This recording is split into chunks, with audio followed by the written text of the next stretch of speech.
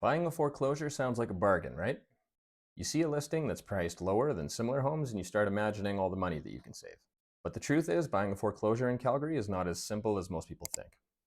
In this video, I'll be breaking down what exactly a foreclosure is, the pros and cons of buying one, the different types of foreclosure properties, and the full procedure of how these sales work.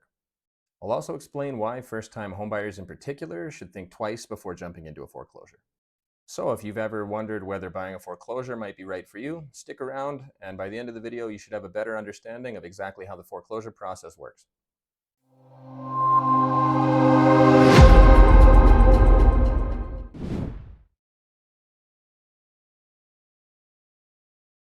So let's start with the basics. In Alberta, when a homeowner can no longer keep up with their mortgage payments, the lender can then apply to the Court of King's Bench for a judicial sale, and this is what we call a foreclosure. It's a legal process where the lender can appeal to the court to force the sale of the property to cover their mortgage debt.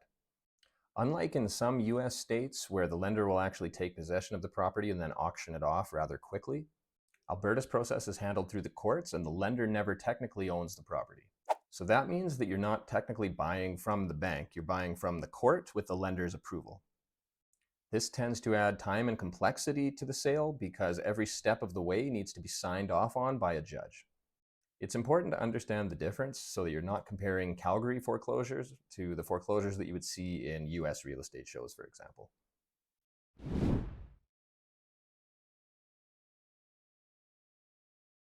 Not all foreclosures in Alberta follow the same path, and understanding the differences can save you a lot of confusion when you start looking at listings. The most common type of foreclosure you'll find in Calgary is called a judicial sale, and in a judicial sale, the lender doesn't automatically become the owner of the property. Instead, the lender applies to the Court of King's Bench for an order to sell the property. In this circumstance, the court will oversee every step of the process, which means anytime you place an offer on a property, you will have to then have it reviewed and either accepted or declined by a judge. In a judicial sale, the current homeowner technically still owns the property until the court gives the final go-ahead for the sale. This is important because it means that the lender can't just accept your offer on the spot. It has to go to the court for approval. If someone shows up with a better offer on the court date, the judge can decide to award the sale to that buyer instead, even if your offer was technically accepted first. So for that reason, judicial sales tend to take a lot longer and come with a greater level of uncertainty. The second type that you might run into is bank or lender-owned property, which you might hear called real estate owned or REO properties in other markets. Now this happens when the home has already gone through the entire foreclosure process. The court has granted the lender title and the bank is now the owner of the property. So at this stage, the bank can sell the property more like a regular listing, but these are far less common than judicial sales in Calgary. When they do come up, they tend to move a little faster because there is no need for a judge to sign off on every step of the process. That said, the bank will almost always sell these type of properties as is, so buyers need to be aware that they run the risk of having no warranties and a poor condition property at the end of the sale. Finally, you might hear about something called power of sale properties if you're reading Canadian real estate news, but this isn't something that we typically deal with here in Alberta. Power of sale is a process used in other provinces like Ontario, where the lender can sell the property without having to go through the courts. Here in Alberta, we don't allow for that shortcut, so if you do see a listing listed as power of sale, it's likely just a mislabeled foreclosure.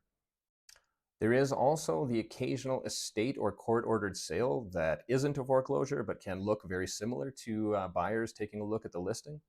These typically happen when a property needs to be sold to settle an estate or a legal dispute. So when you are scrolling through Calgary listings and you do spot a foreclosure or court-ordered sale, just keep in mind that these can mean a lot of different things. Judicial sales are by far the most common here in Calgary, although you will find the occasional bank-owned property, while power of sale is basically an out-of-province concept not applied here.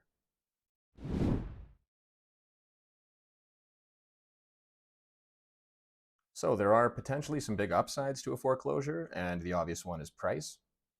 Foreclosures can be listed below the market value, especially if the lender simply wants to recover the debt quickly, or if the property happens to be in very bad shape. Because the seller is either the bank or the court, there's very little emotion involved in these transactions. There's no sentimental attachment to the home, so sometimes these negotiations can be very straightforward. In certain cases, buyers with good renovation skills or handymen can pick up these properties for cheap and find great opportunities to add value. So, if you're an experienced investor or a contractor who knows how to navigate the red tape, foreclosure can be a great option for you.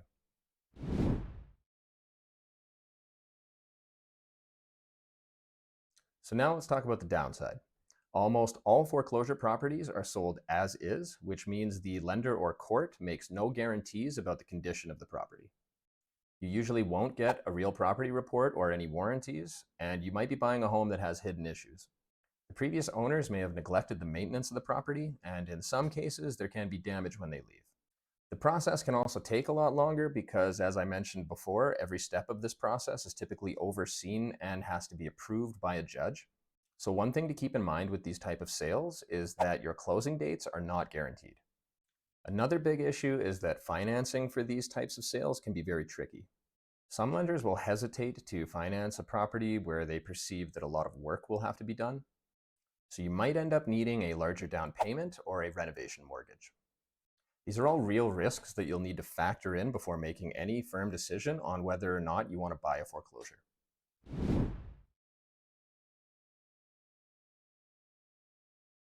So, who is a good candidate to purchase a foreclosure? Typically, investors or people with renovation experience are typically well suited. You'll need to be able to handle unpredictable timelines and be ready to perform repairs as needed on the property. A foreclosure buyer is also going to have the funds on hand to be ready to purchase the property if financing falls through, and the funds around to be able to handle any unexpected repairs that might pop up. As for first-time buyers, I would say that I definitely don't recommend buying foreclosures. If this is your first home, you want clear timelines and as few unknowns as possible, and a foreclosure just isn't that. The stress of court delays, extra repair costs, and a lack of warranties can turn what should be an exciting first-time home purchase into a financial and emotional strain.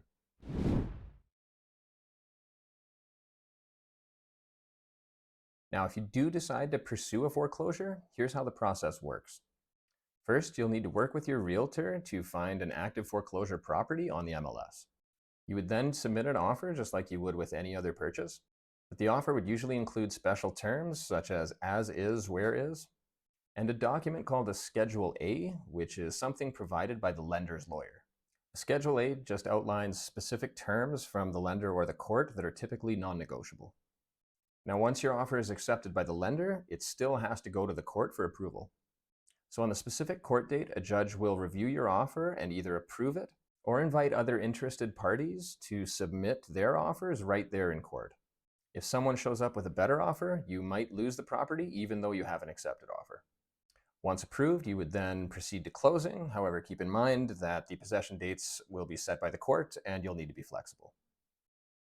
So buying a foreclosure in Calgary can be right for the right person, but it's not a shortcut to some kind of easy bargain.